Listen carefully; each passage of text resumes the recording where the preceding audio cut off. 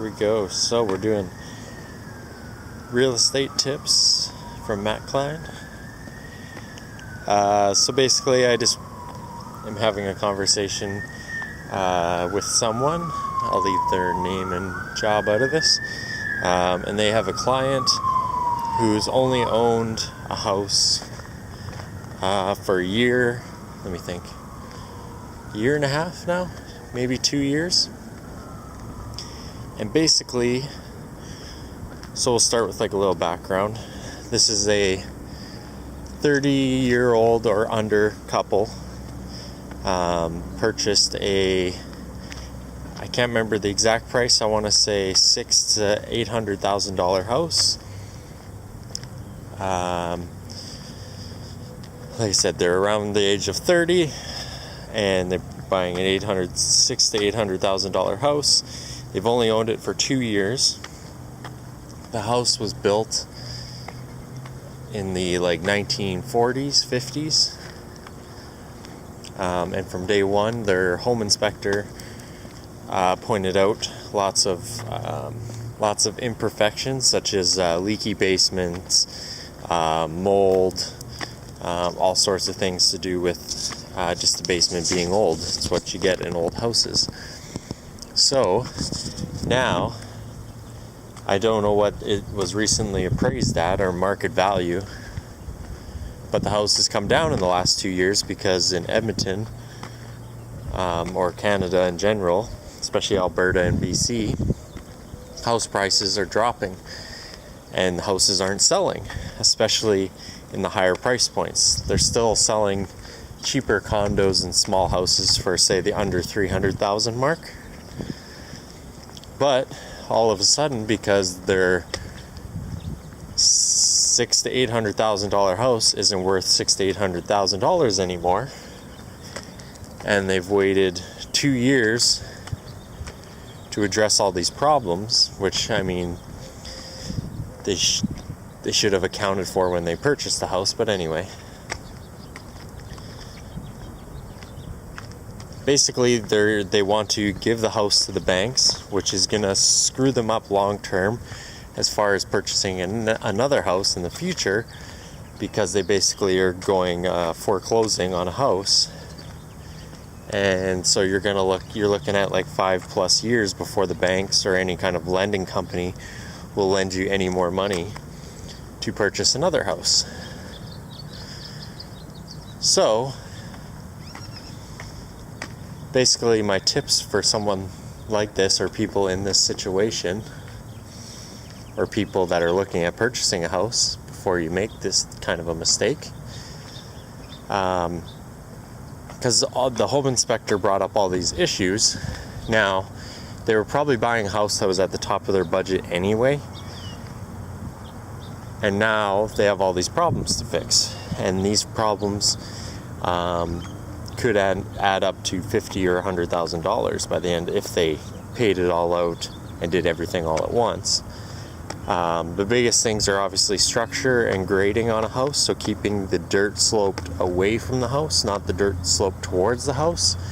But 90% of houses, especially houses with basements, after about the 10-year mark, will have negative grading. So the water, all the rain and snow and water goes down into the basement, which causes water intrusion, moisture. That moisture freezes in the wintertime. Ice is one of the most powerful forces on the planet and will push cracks in your basement. So the way to rectify this is to fix the grading. Put a really good grade on it so that you're not getting water in your basement anymore. And then it doesn't matter how big the cracks are to a point. I mean, anything over, even a crack that big. If the grading is sloped away, you're never going to get water in that crack. And any water that does come in that crack is going to be so minute that it's going to dry out before it even gets into the basement. So that's just the housing tips. Now, as far as the financial side of it goes, we're in an economic downturn right now. So these people just want to basically cop out and get rid of their monthly payment and probably end up go renting somewhere because they're not going to get a mortgage anywhere else. Now, there's two things that my father taught me. One of them is to never put yourself in the position to have to sell. So in this case, they are basically giving up because they went into the house knowing that they could afford it, but they also went in a little over their head, in my opinion, for someone who's under the age of 30. So I wouldn't necessarily suggest doing that. So that was kind of an error on their part. Bad guidance from possible parents or friends. You know, everyone likes to give advice, even though they haven't really done anything or used their own advice. So where was I going with that? So now they're putting themselves in the position to have to sell, but what I suggested is basically the economy is bound to come back. Everyone's in it. Everyone's in everything to make this quick dollar, and nothing's ever long term. So basically, because they have this high mortgage payment that they got themselves into to begin with, that they afforded for the last 2 years, is all of a sudden they don't want to pay it because the economy went down. Well, if you look at it in a bigger perspective, the house is worth what you bought it for, but it's only worth that price in that certain economy. So now if you get a dip in the economy, it's worth less. So people get freaked out, and everyone, especially in Alberta and Canada, they think if you buy a house, it's just going to go up in value every year and never go down, because that's what's been going on for the last 5-10 years. But there's also been drops, just like there was in 2008. And I believe that's all we're seeing right now. I mean, the whole world is getting more and more messed up kind of every day with as far as the economy goes. Countries like Saudi Arabia opening up the taps, trying to flood the market with cheap oil, yada, yada, yada. Okay, sure. But that's bound to equal itself back out eventually, because they're going to get greedy as well. So their prices are going to come back up. And it's just a matter of time. It's just basically an up and down inflection. So, I mean, obviously some more people are going green and stuff like that. But if you look at Edmonton, for example, it's one of the sunniest places on earth. We get sun 319 days out of the year. So solar panels definitely an option in Alberta. So now you're just switching jobs over from oil to solar panels. Okay. So that's that.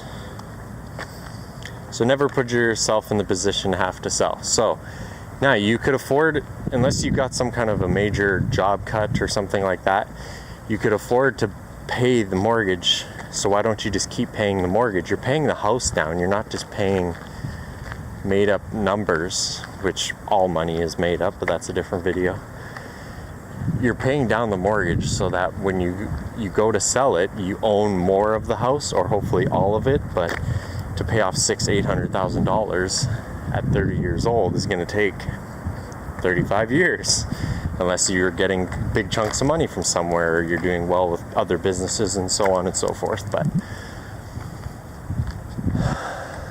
people. So they're basically in a mental position to have to sell. They don't actually have to sell.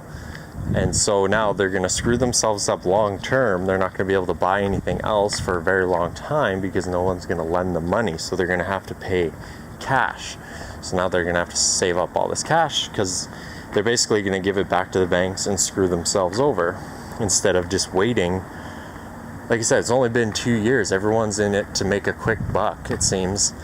In the whole world, that's what everyone's about. That's why everyone takes steroids and sells whey protein, and that's like the big thing, right? Or flips houses. That's even flipping houses, you can make money whether the economy's down or the economy's up. You're just going to make different amounts of money, but you're always going to keep making money, because if the economy's down, wood's down, labor's down, tile floor is down, countertops are down, everything's down. So you're just going to renovate that house for cheaper, and you're still going to flip it and make money. Okay, might be a little harder to sell, might sit on the market a little longer, but it's bound to work out. But it's only been 2 years for this couple. So what I would suggest for somebody who's in that situation is to wait it out. It's bound to come back. The second thing, because they put themselves in that position to sell, the second thing that my dad taught me, the second thing is they're not building any more land. So this is why the houses economy, especially the housing market, is always going to come back eventually, is because they're always making more, they're not making any more land. So eventually we can only build so many houses, so many hotels, so many trailer parks, so many whatever, because there's only so much land on the planet. And they're not going to, they can overbuild, especially in the United States. They've been known to do that. But they're not really overbuilding, they're just getting ahead of themselves. So if there's always going to be people looking to live somewhere, the population is always going up. So it's a matter, again, of just waiting it out. Everyone's in it to make money in 2 years. Nobody ever looks at the 5-year plan, at the 10-year, the 20-year plan. But everyone's so caught up in speed and wanting things to be done now. They can't live in a house for more than 2 years without having to get rid of it because they're sick of it. They just don't like it anymore, blah, blah, blah. And because the house went down, they're just going to give it back to the bank and screw themselves over long term. So say that $600,000 to $800,000 house is only down $100,000. So let's just go with 6. So now we're down to 5. So it's down to $500,000 this year. Maybe next year it only goes to 520. And maybe the year after that it goes back down to 5. But who knows? Maybe even the next year after that it might go back up to 550, and then to 6 the next year, and then 7, and then 8. Because things are going to come back. Jobs are created. Like I said, all the materials are going to go down. You just have to wait it out. It's pretty much as simple as that. If you can make the mortgage payments and you're not starving to death, then make the mortgage payments. Or somebody's always looking to rent as well. So either get roommates to help you pay that mortgage off. I don't want to go here because it's loud. Get roommates to help you pay that mortgage off, or move out, rent something you can afford, say that's $600, $700, $800 a month, and rent your place out for whatever the mortgage is worth. Don't try to make any money on it, because then you're not going to find any renters. So if your mortgage is $1,200, or even for a bigger house like this, $2,200 a month, or even $3,000 a month, that's what you want to charge for rent, including obviously utilities, taxes, that sort of thing. So whatever that works out to be, say it's $3,000, charge $3,000 a month.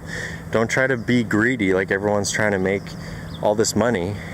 Don't try to be greedy and charge $3,500 or $4,000, because you're not going to find a renter, because you're asking too much for what you have.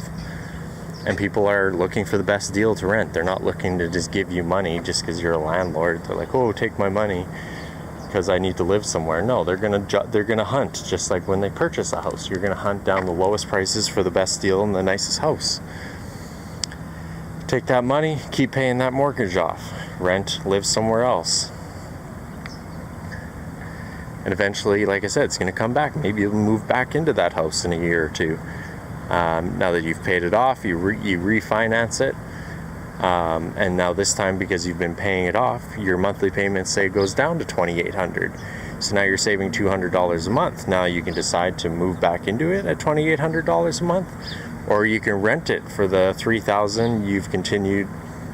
Maybe continue to rent it to the same people for $3,000. Now you're making $200 a month, or even lower their rent. Sorry, I got a call. Lower their rent, or yeah, lower the rent or leave it the same. Make the $200, put that $200 in your pocket or towards maintenance on that house, and just keep going with the flow. It's just a matter of time for it to come back. But I've always said, like, this is obviously if you're going to go that route. I've always said real estate's like just a high price gambling, lower risk gambling, maybe I'd call it, but it still is a risk as much as putting your money into a slot machine. You just put your money slower into a slot machine because it's a quarter at a time or a dollar at a time versus $600,000 at a time, or monthly payments of $3,000 or whatever it is. So that's kind of my rant. If you guys have questions on that, I can definitely elaborate more, and I gotta answer this call. So we'll see you guys in the next video. Hope this helps. Leave your questions down below, and I'll see you guys next time.